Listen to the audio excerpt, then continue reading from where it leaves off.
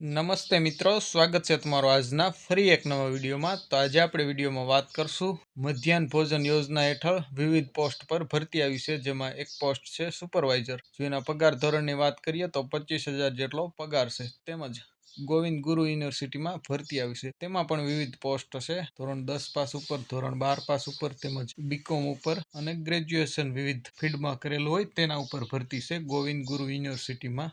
તો આ બંને ભરતીની ડિટેલમાં માહિતી આપણે આગળ આ વિડીયોમાં વાત કરવાના છીએ. તો દર્શક મિત્રો, વિડીયોને અંત સુધી જોતા રહેજો અને ચેનલમાં નવા હો તો ચેનલને સબસ્ક્રાઈબ કરી લેજો. તેમજ બેલ આઇકન ઉપર ક્લિક કરી નોટિફિકેશન ઓન કરી દેજો, જેથી અમે ગુજરાત સરકારની દરેક સરકારી ભરતી રિલેટેડ, ગુજરાત સરકારની દરેક સરકારી યોજના રિલેટેડ, તેમજ ભરતી અને યોજનાની અપડેટ રિલેટેડ વિડીયો બનાવી આ ચેનલ ઉપર પોસ્ટ કરીએ છીએ. તો તેની નોટિફિકેશન સૌપ્રથમ આપને મળતી રહે. તો ચલો દર્શક મિત્રો, આપણે વિડીયોની શરૂઆત કરીએ. તો મિત્રો, સૌપ્રથમ આપણે શ્રી ગોવિંદ ગુરુ યુનિવર્સિટીમાં જે ભરતી આવી છે તેના વિશે વાત કરીએ. તો તમે અહીં સ્ક્રીનમાં જોઈ શકો છો મિત્રો, જે ઓપન ઇન્ટરવ્યૂ છે શ્રી ગોવિંદ ગુરુ યુનિવર્સિટી વિંજોલ ગોધરા સંલગ્ન Eklavya arts rural and social science college Naswadi માટે નીચે મુજબના વિભાગોમાં શૈક્ષણિક અને બિન શૈક્ષણિક સ્ટાફની જરૂરિયાત સંદર્ભે સ્વનિર્ભર કોલેજ માટે લાયકાત ધરાવતા ઉમેદવારોએ સ્વ હસ્તાક્ષરમાં અરજી તેમજ લાયકાતના પ્રમાણપત્રોની નકલ સાથે નીચેના સરનામે તારીખ 8 સપ્ટેમ્બર 2025ને સોમવારના રોજ સવારે 10 કલાકે સ્વખર્ચે હાજર રહેવાનું રહેશે. લાયકાતના ધારાધોરણ યુનિવર્સિટી તેમજ રાજ્ય સરકાર શ્રી તથા યુજીસીના નિયમ મુજબ રહેશે. તો હવે આપણે જગ્યા જે છે અને શૈક્ષણિક લાયકાત છે તેની મિત્રો આપણે વાત કરીએ. તો સૌપ્રથમ જે બીએનો વિભાગ છે તેમાં આસિસ્ટન્ટ પ્રોફેસર એક અંગ્રેજી તેમજ મનોવિજ્ઞાનના એક પ્રોફેસર, બે પ્રોફેસરની જરૂરિયાત છે. જેમાં આપણે શૈક્ષણિક લાયકાતની વાત કરીએ મિત્રો, તો MA 55% સાથે પાસ કરેલું હોવું જોઈએ, તેમજ PhD કરેલું હોવું જોઈએ અને નેટ અથવા સ્લેટ તથા યુનિવર્સિટીના નિયમ અનુસાર તમે એક્ઝામ પણ પાસ કરેલી હોવી જોઈએ. ત્યાર પછી જે બીજી પોસ્ટ છે તે BRS આસિસ્ટન્ટ પ્રોફેસર, જેની કુલ 4 જગ્યા છે. તેમાં શૈક્ષણિક લાયકાત છે MRS 55% સાથે તમે પાસ કરેલું હોવું જોઈએ, તેમજ PhD તથા નેટ સ્લેટ તથા યુનિવર્સિટીના નિયમ અનુસાર તમે એક્ઝામ પાસ કરેલી હોવી જોઈએ. ત્યાર પછી MSW આસિસ્ટન્ટ પ્રોફેસરની કુલ 4 જગ્યાઓ છે. તેમાં શૈક્ષણિક લાયકાતની મિત્રો વાત કરીએ તો MSW 55% સાથે તમે પાસ કરેલું હોવું જોઈએ, તેમજ PhD કરેલું હોવું જોઈએ, તેમજ નેટ અને સ્લેટ તથા યુનિવર્સિટીના નિયમ અનુસાર તમે જે એક્ઝામ છે તે પાસ કરેલી હોવી જોઈએ. ત્યાર પછી દર્શક મિત્રો, બિન શૈક્ષણિક સ્ટાફ માટેની પણ જગ્યાઓ છે, જેમાં ક્લાર્કની 2 પોસ્ટ છે. તો તેની શૈક્ષણિક લાયકાતની આપણે વાત કરીએ મિત્રો, તો સ્નાતક એટલે કે તમે ગ્રેજ્યુએશન કોલેજ કરેલી હોવી જોઈએ. તદુપરાંત તમે CCCની જે એક્ઝામ છે તે પાસ કરેલી હોવી જોઈએ અને કોમ્પ્યુટરનું બેઝિક નોલેજ તમે હોવું જોઈએ. તો તમે આ ક્લાર્કની પોસ્ટ માટે એપ્લાય કરી શકો છો. ત્યાર પછી જે સેકન્ડ પોસ્ટ છે તે એકાઉન્ટન્ટની પોસ્ટ છે, જે એક જગ્યા છે. તેમાં શૈક્ષણિક લાયકાતની મિત્રો વાત કરીએ તો બીકોમ કરેલું હોવું જોઈએ એકાઉન્ટન્ટમાં. ત્યાર પછી જે પોસ્ટ છે પટાવાળાની 2 પોસ્ટ છે, તેની શૈક્ષણિક લાયકાતની વાત કરીએ આપણે તો 12 પાસ હોય ત્યાંમાં એપ્લાય કરી શકે છે. ત્યાર પછી સફાઈ કામદાર છે, તેની કુલ 2 જગ્યાઓ છે, તેમાં 8 પાસ હોય તો તે આ પોસ્ટ માટે એપ્લાય કરી શકે છે મિત્રો. ત્યાર પછી જે ઇન્ટરવ્યૂ માટે રૂબરૂ સ્થળની આપણે મિત્રો વાત કરીએ તો રૂબરૂ હાજર રહેવા માટેનું સરનામું managing trustee Shri Eklavya arts rural and social science college Naswadi, Kalediya ચોકડી, તા નસવાડી, જિલ્લો છોટાઉદેપુર, પિનકોડ આપેલો છે. Managing trustee Shri Eklavya arts rural and social science college Naswadi દ્વારા આ જાહેરાત કરવામાં આવી છે. તો કોઈ પણ મિત્રો ઇન્ટરેસ્ટ ધરાવતો હોય તો અચૂક તમે ત્યાં હાજર રહી શકો છો. હવે મિત્રો, આપણે જે મધ્યાહન ભોજન યોજના અંતર્ગત જે ભરતી આવી છે તેની વિડીયોમાં વાત કરીએ.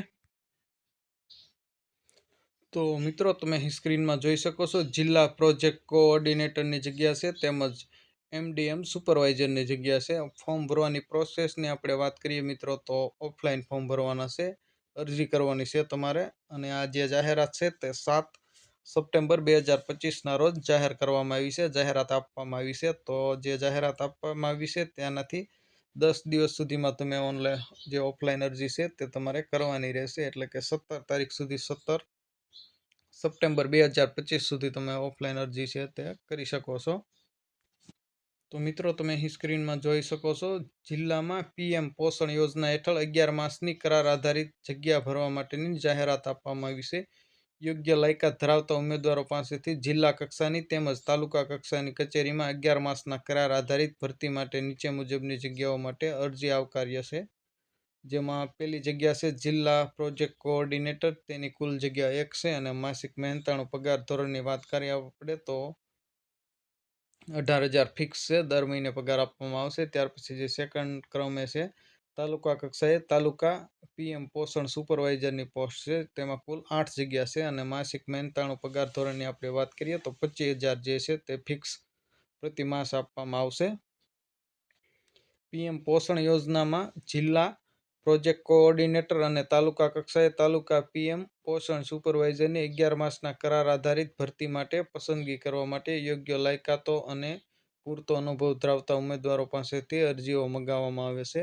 અરજી ફોર્મ, નિમણૂક માટેની લાયકાત અને શરતો જિલ્લા પુરવઠા અધિકારી પીએમ પોષણ યોજનાની કચેરી ગીર સોમનાથમાંથી મેળવી શકાશે. આ જાહેરાત પ્રસિદ્ધ થયાના 10 દિવસમાં અરજી નિયત નમૂનામાં નીચેના સરનામે માત્ર રજિસ્ટર પોસ્ટ આઈડી કે સ્પીડ પોસ્ટથી મોકલી આપવાની રહેશે. નિયત સમય બાદ મળેલી અરજીઓ માન્ય ગણાશે નહીં. અરજી કરતા પહેલા ઉમેદવારે આ જગ્યાઓ માટેની આવશ્યક લાયકાત, વયમર્યાદા, અનુભવ, નિમણૂકનો પ્રકાર અને મહેનતાણા અંગેની સૂચનાઓ માર્ગદર્શિકા વાંચી લેવી.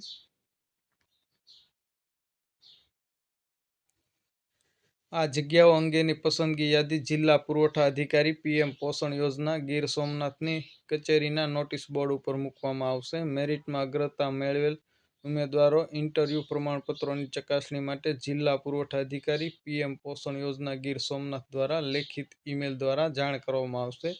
સ્પીડ પોસ્ટમાં જે તમારે અરજી મોકલવાની છે તેના સરનામાની આપણે મિત્રો વાત કરીએ તો જિલ્લા પુરવઠા અધિકારી પીએમ પોષણ યોજનાની કચેરી, જિલ્લા સેવા સદન, પહેલો માળ, રૂમ નંબર 239, 240, મું ઈણાજ, તા વેરાવળ, જિલ્લો ગીર સોમનાથ.